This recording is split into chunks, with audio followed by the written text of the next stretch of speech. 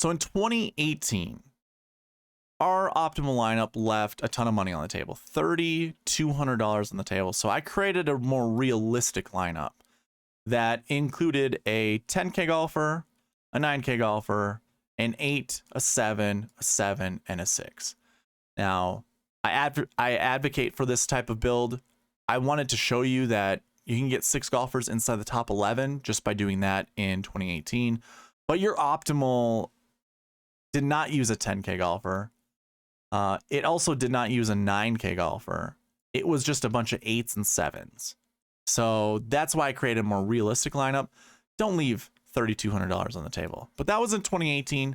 In 2019, your optimal lineup also left a lot of money on the table. So we left $1,300 on the table for the optimal. And this included a 9K, an 8K, 8, 8, 7, 6. That's a really hard lineup to get to. A 9, 3 8s, a 7, and a 6. So again, I created a realistic optimal. And then the font here in red is another additional realistic optimal. So we'll go over both of them. For the first one that I have, Justin Thomas at 11K, Ricky at 9, Brandon Grace at 8, Sung Jae at 7, Russell at 7, and Chris Stroud at 6. So again, that's following the 10, 9, 8, 7, 7, 6. And you can see all 6 golfers made it inside the top 10 when it comes to that type of lineup. The other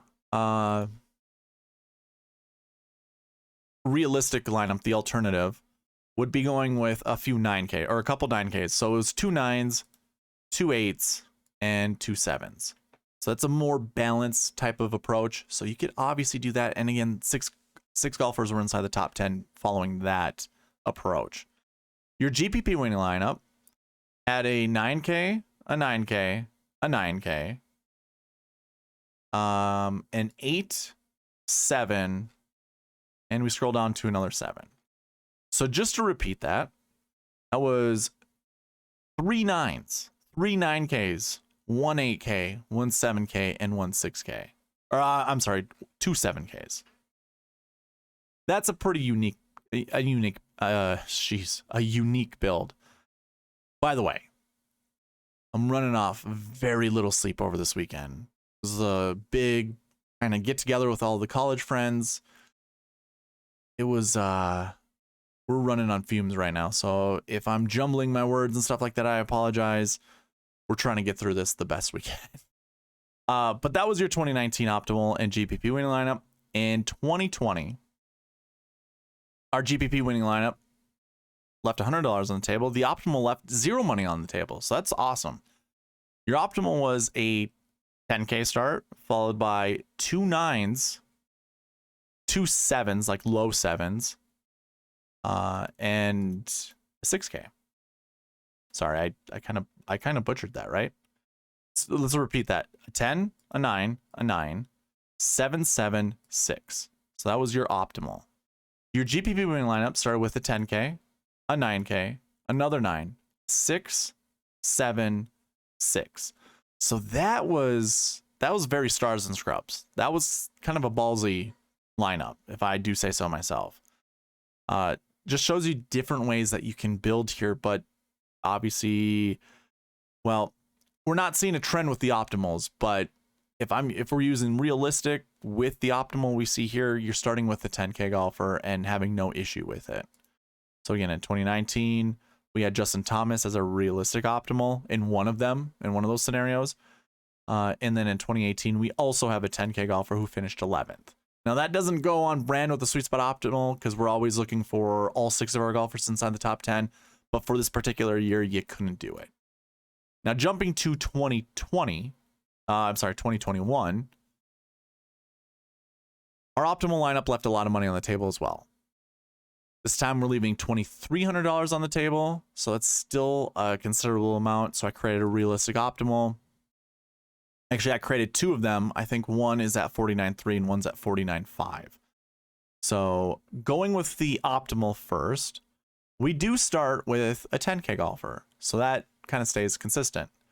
Then we go to an 8, 7, 7, 6, 6.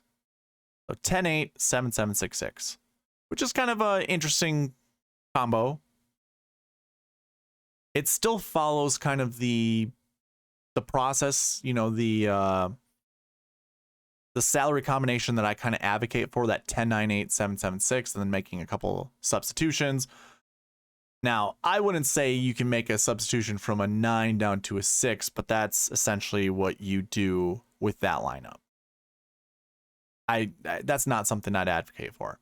So anyways, looking at the a more realistic lineup, actually let's do the GPP first. So your GPP started with Xander at 11, 2 7Ks in Carlos Ortiz and Spieth, a 9K in Scotty Scheffler, another 7K in Sam Burns, and then a 6K in Matt Jones. So just to repeat that, that was a 10, 9, 3 7s, and a 6. That was the build for the GPP winning lineup. Now, a more realistic optimal lineup starts with Xander in both cases. We'll just start here. We'll go with Xander at 11, or 10 and above, I should say. Brooks Koepka at 8, Scotty Scheffler at 9, Carlos Ortiz at 7, and then we have 2 6Ks. So just to repeat that, that's a 10, 9, 8, 7, 6, 6 start, or a build to your lineup.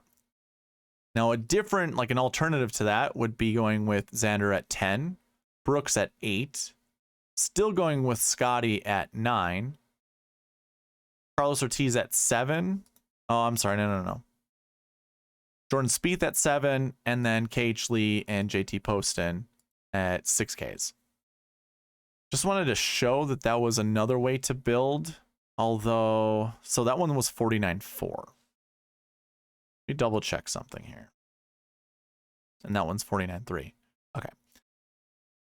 Just wanted to show different types of builds, but that one kind of follows the same way. So I don't know where I was going with that one when I was doing this.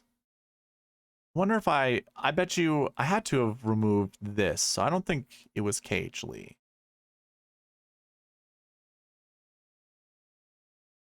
I imagine what it was supposed to be. Something like this. Yeah, so let me remove KH Lee and put in Matthew Neesmith.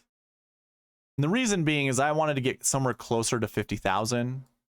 Yeah, I think I highlighted the wrong person. So this is 49,800 for this salary right here. And that's a little closer to get to 50,000. And that's also what I try to advocate for, is just don't leave a lot of money on the table. Let's limit the amount of lineups we can create by creating as many conditionals as we possibly can.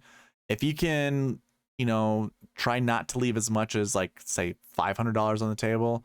So anywhere above that. So 500, 400, 300, 200, 100, 0 money on the table. I think that's good enough, and as long as you put that in your criteria when, like, using your optimizers or anything like that, I think you'll have a leg up, and it'll help you out. And especially if you do start like a 10, 9, 8, 7, just start there. Maybe, you know, switch around some of those, go 10, 8, 8, maybe 10, 9, 9. Obviously, you see a few of those that we did. But anyways, just wanted to show you a different setup, a different lineup that you could get closer to 50,000 spent. And you had 6 golfers inside the top 11. So it still works out. In 2022, our optimal lineup left $100 on the table. So I'm more comfortable with something like that. GPP winning lineup left $200 on the table. And then I also created another one just to show you a different type of build that left $400 on the table. So your optimal started with a 9K, another 9, another 9, 2 7s, and a 6. Yep, my mouse click's just not super great right now. Yes, a 9 9 9 7 7 6 start. Your GPP winning lineup had a 9K, another 9, 2 7s, an 8, and another 7. And all 6 of their golfers were inside the top 20. Pretty darn good. Now, a alternative would be starting with a 10 9 8 7 6 6 method, going that way, and that was leaving $400 on the table and also having 6 of your golfers inside the top 10. And that one beats out your GPP winning lineup by a decent amount. And that's with that other lineup, or the GPP winning lineup, having 6 golfers inside the top 20. So you still can do the 10, 9, 8, 7, 7, 6 approach and still take down a GPP. So those were your past optimal lineups and GPP winning lineups dating back to 2018. The one thing that I kept seeing, at least with the alternative lineups that I was building or that you could build, is starting with a 10K golfer. And then just kind of figuring it out from there. 10-9-8 or 10-9-9, 10-8-8. Going from there is the best way. And of course, we saw our fair share of 7 and 6K golfers. So I wouldn't be too afraid of using a 6K golfer this week. I was kind of looking into this, trying to figure out if I could find any trends that follow with 6Ks. In 2022, the first thing that I noted, I was like, okay, well, Sahith Theegala was in the 6K range. He had no course history whatsoever. It was his first time playing. So I'm like, that's got to be good. That's got to be a good thing, right? So then I started looking for other 6Ks that had the same thing, and I couldn't find it.